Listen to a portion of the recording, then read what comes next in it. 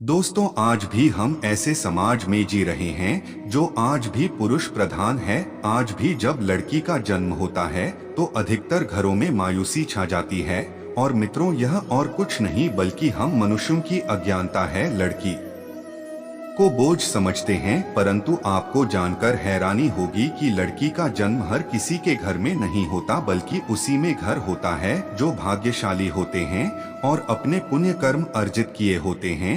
और आज हम आपको यही बताने जा रहे हैं कि भगवान कैसे घरों को लड़की का जन्म देने के लिए चुनते हैं और वह कौन सी पुण्य कर्म है जिसकी वजह से कोई भी इंसान बेटी का माँ या बाप बनता है। नमस्कार दोस्तों, मेरा कृष्णा गोकुल वाला चैनल पर आप सभी का स्वागत है। अगर आप भी भगवान श्री कृष्ण के भक्त हैं तो कमेंट में जय श्री कृष्णा जरूर लिखें। तो चलिए शुरू करते हैं आज की प्रस्तुति। दी दो भगवान श्री कृष्ण से अर्जुन पूछते हैं कि माधव, किन कर्मों के कारण किसी के घर पुत्री धन की प्राप्ति होती है, अर्थात कैसे घरों में बेटियों का जन्म होता है। तब श्री कृष्ण अर्जुन से कहते हैं कि पार्थ, अगर किसी के घर बैठे ही भाग्य अच्छे होते हैं तो बेटियां सौभाग्य से, और जो भी स्त्री या पुरुष अपने पूर्व जन्म में उन्हें कार्य अर्जित किए होते हैं उन्हें ही एक बेटी के माता पिता होने का सौभाग्य प्राप्त होता है।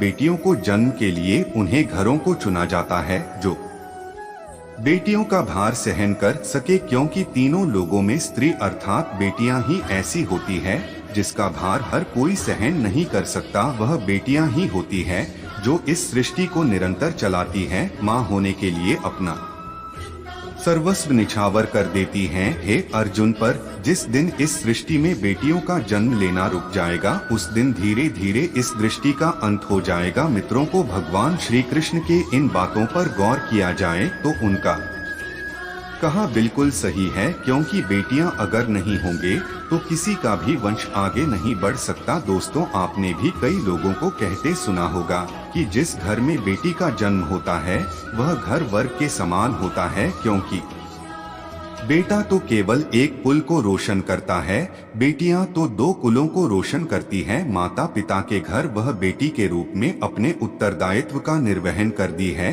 तो ससुराल आकर एक बहू के रूप में सारे कर्तव्यों का पालन करती है। दोस्तों, आजकल आप सुनते ही हो बेटी या बहू परिवार में किसी के मर जाने पर उसका पिंडदान नहीं कर सकती, लेकिन यह बिल्कुल भी सही नहीं है, क्योंकि रामायण में बताया गया है कि प्रभु श्री राम के पिता राजा दशरथ की मृत्यु हो गई तो माता सीता अर्थात राजा दशरथ की बहू ने ही उनका पिंड दान किया था, जिससे उन्हें जन्म मरण के चक्र से मुक्ति मिल गई थी। इतना ही नहीं, हिंदू धर्म शास्त्रों में बताया गया है कि बेटियां भी अपने पिता के नाम का पिंड दान कर सकती है।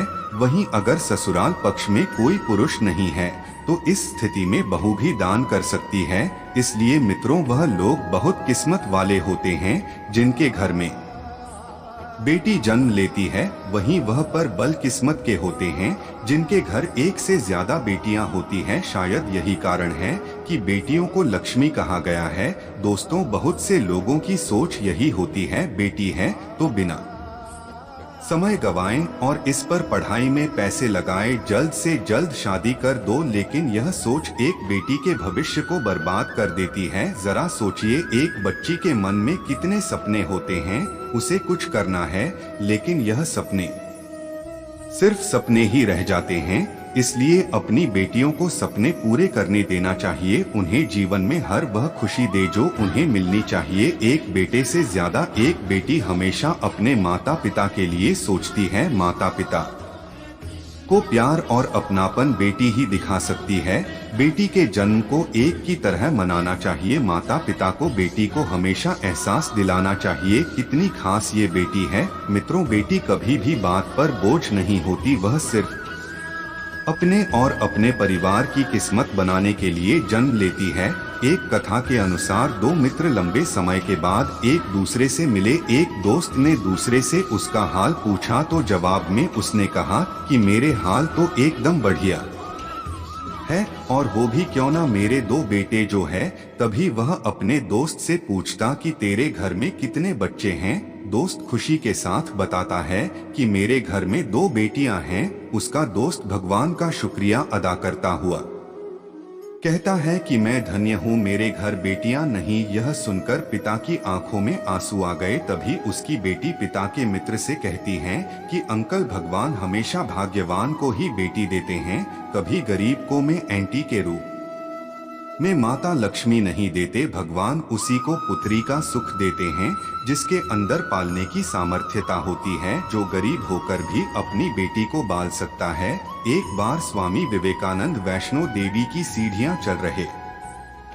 बगल से किसान अपनी बेटी को कंधे पर बिठाए चढ़ाई चढ़ रहा था। तभी स्वामी विवेकानंद ने कहा कि बाबा, आपकी बेटी का बोझा आपको लग रहा होगा, इसको मैं उठा लेता हूँ और माता वैष्णो के दरबार तक ले चलता हूँ। सबके सामने स्वामी विवेकानंद से कहा कि बेटी कभी भी बाप के कंधे पर बोझ नहीं होती। बेटियां अगर बाप के कंधे पर हो तो वह हर बोझ को हल्का कर देती हैं। मित्रों, बेटियां कभी भी धन की भूख ही नहीं होती, जो सिर्फ मांग और सम्मान की भूखी होती है।